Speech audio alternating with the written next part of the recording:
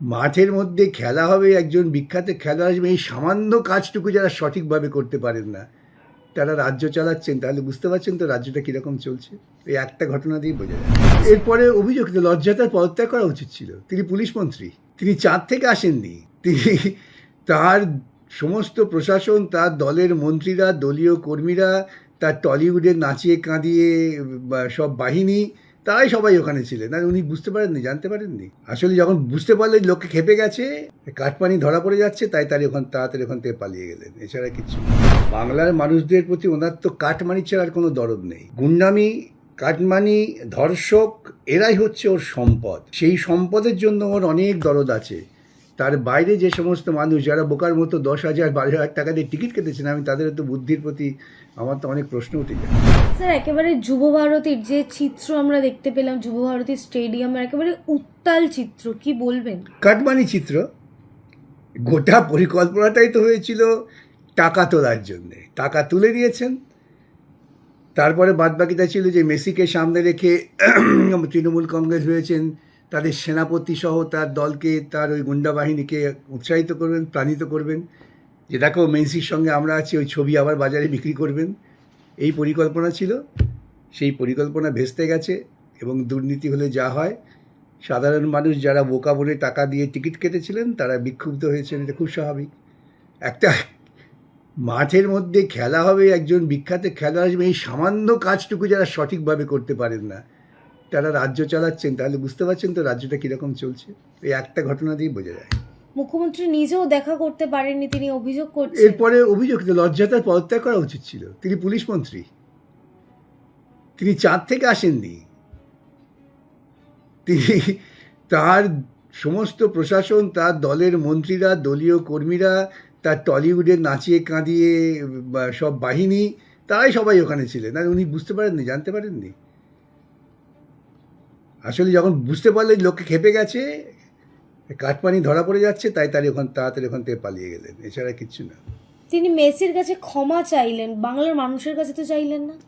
এতগুলো টাকা দিয়ে সামান্যতম আত্মমর্যাদা বোধ থাকলে পরে একজন রাজ্যের মুখ্যমন্ত্রী তার প্রশাসনিক ব্যর্থতার জন্য একজন অতিথির কাছে, খেলোয়াড় অতিথি, তাকে ক্ষমা চান না। বাংলার মানুষ যারা এতগুলো টাকা দিয়ে টিকিট কাটলো, বাংলার মানুষদের প্রতি ওনার তো কাটমানি ছাড়া আর কোনো দরদ নেই। গুন্ডামি, কাটমানি, ধর্ষক, এরাই হচ্ছে ওর সম্পদ। সেই সম্পদের জন্য ওর অনেক দরদ আছে। তার বাইরে যে সমস্ত মানুষ যারা বোকার মতো 10,000 12,000 টাকা দিয়ে টিকিট কেটেছেন, আমি তাদের তো বুদ্ধির প্রতি আমার তো অনেক প্রশ্ন উঠে যায়। কেউ কিছু মনে করবেন না, 12-14,000 টাকা দিয়ে টিকিট কেটে কেউ যুবভারতীতে মেসিকে দেখতে যায়, তবে তাদের বোধ বুদ্ধির প্রতি আমার তো প্রশ্ন। ফুটবলের রাজপুত্র তার ফুটবল খেলা দেখবে। এখন তো মিডিয়াতে তো রোজই আমরা ফুটবল খেলা দেখি। ফুটবলের রাজপুত্র নিশ্চয়ই তিনি রাজপুত্র। এই কলকাতার মাটিতে ফুটবলের আরও রাজপুত্ররা এসেছিলেন তো।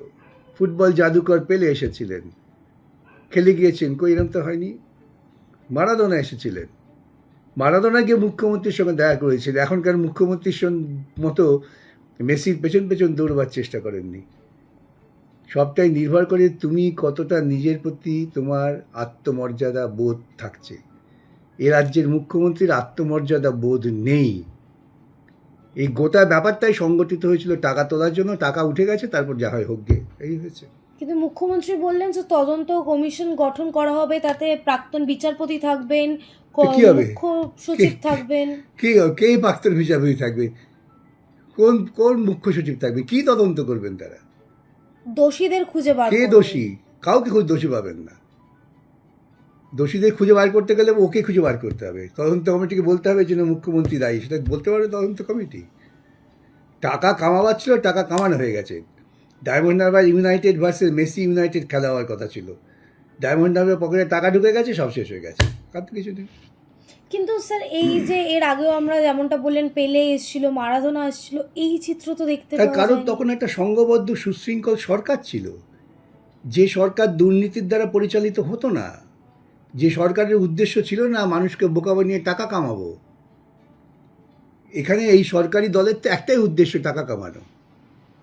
তারা বলেছিলেন শাহরুখ খান আসবে, সৌরভ গাঙ্গুলি আসবে, কাউকে খেলা দেখা যায়নি। এরা তো খেলোয়াড়, আমি বুঝতে পারছি না, মেসি আসছেন একজন খেলোয়াড় হিসেবে, সেখানে বাইচুং ভুটিয়া, সুনীল ছেত্রী, এই জাতীয়, আমাদের সুব্রত ভট্টাচার্য ফুটবল খেলার এখনও বেঁচে আছেন, সুধীর কর্মকার, মনোরঞ্জন ভট্টাচার্য, সুকুমার সমাজপতি, যারা প্রত্যেকে খেলার জগৎ এক একজন দিকপাল, তারা বেঁচে আছেন, তারা কেউ আশেপাশে থাকবে না।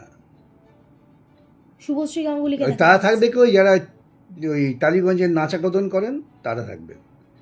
এটা কি তাহলে খেলার সম্রাটকে সম্মান জানানো ছিল, না তাকে সামনে রেখে কাটমানি উপার্জন ছিল? আমাদের ভারতবর্ষের যারা বিভিন্ন সময়ে প্রতিনিধিত্ব করেছেন, তাদের মধ্যে এখন প্রবীণতম সুকুমার দা আছেন, অরুণ ঘোষ রয়েছেন, বলরাম বেঁচে আছেন, তাদের তো টাকা উচিত ছিল, তাদের তো ডাকেননি। কিন্তু এই পুরো ঘটনার জন্য শুধুমাত্র গ্রেফতার এখনো পর্যন্ত একজন, যিনি উদ্যোক্তা। কিচ্ছু গ্রেফতার না, কালকে জলতল খাইয়ে বের হয়ে যাবে, কি আর গ্রেফতার হবে? কি কারণ? সে তো বলবে আমি পুলিশের অনুমতি নিচ্ছি, পুলিশের সব ব্যবস্থা ছিল, সরকার অনুমতি দিয়েছে, তার বিরুদ্ধে কি মামলা হবে? অরূপ বিশ্বাস, সুজিত বোস, এরা এই অরূপবাবু, সুজিতবাবুরা চেয়েছিলেন মেসিকে সামনে রেখে 2026-এর আগে তার গুন্ডা বাহিনীকে চাগিয়ে তুলতে, যে মেসির সঙ্গে ছবি তোলাবো তোমাদের, তোমরা ঠিক করে কিন্তু গুন্ডামি করবে, এটাই ছিল পরিকল্পনা, এর বাইরে কিচ্ছু না। আপনারা যদি তদন্ত করেন সঠিকভাবে এটাই বেরোবে। তদন্ত হবে? হবে না, তদন্তর নামে আবার ছেলে খেলা হবে, আবার জনগণের টাকা ধ্বংস হবে। এই টাকাও তো রিফান্ড করে দেওয়া উচিত, টিকিটের টাকা। কে কাকে রিফান্ড করবে? খুঁজে পাবেন নাকি? দাবি করছেন তো দর্শকরা। কোন দর্শক দাবি করছে? সে কি টিকিট রেখেছে নাকি? যদি ওখানে 1 লক্ষ টিকিট বিক্রি হয়ে থাকে, 10,000 লোক টিকিট রাখেনি, সবাই টিকিট রেগে ক্ষোভে ছুঁড়ে ফেলে দিয়েছে। এই টাকা ফেরত দেবো, এটা একটা বাহানা, এটা বাহানা করে কিছু টাকা কামিয়ে নেওয়া সহজ রাস্তা। আবারও কি করে টাকা কামাবে? টাকা তো টাকা কামাবে না। আমি যদি 1 লক্ষ টিকিট বিক্রি করে থেকে আমার যদি 10,000কে 15,000কে ফেরত দিতে হয়, তাহলে বাদ বাকি এটা কামানোই হলো। এবং ফেরত পাওয়ার সময় যা হ্যাপা হবে, তখন পাড়ার তৃণমূল কাটারে বলবে, দিন আমাকে দিন, আদায় করে দিচ্ছি। আপনি টিকিট কেটেছে 15,000 টাকা, ঠিক আছে, 10,000 টাকা আপনি রাখুন, 5,000 টাকা আমায় দিয়ে দিন। এগুলো তৃণমূলের পলিসি, সেই পলিসি অনুযায়ী এগোচ্ছে সব। স্যার, আমরা বাংলাদেশের যে চিত্র দেখতে পেয়েছিলাম, একেবারে শেখ হাসিনা যখন চলে এসেছিলেন, তার বাড়ির সমস্ত জিনিস নিয়ে আসা হচ্ছিল, এখন আমরা ঠিক স্টেডিয়ামে সেই চিত্র দেখতে পাচ্ছি। কেউ ফুলের টব নিয়ে আসছে, কেউ যে মাঠে পাতা রয়েছে সেই জিনিসগুলো এই সব নিয়ে আসছে। তৃণমূল কাটার, খোঁজ করে দেখবেন, হয় তৃণমূল না বিজেপি, এছাড়া কিচ্ছু নেই। জয় শ্রীরাম স্লোগান উঠছে। আমি যা বললাম একই তো। কেন, দরজার এপার ওপার তো, শ্বশুর বাড়ি বাপের বাড়ি, শ্বশুর বাড়ি স্টেডিয়াম বাপের। ভাঙচুর হচ্ছে জয় শ্রীরাম স্লোগান হবে, নিয়ে। স্টেডিয়ামটা তো তৈরি করেছিল সুভাষ চক্রবর্তী, বামফ্রন্ট সরকার, জনগণের থেকে টাকা তুলে, কোনো কোম্পানির থেকে টাকা তুলে নয়।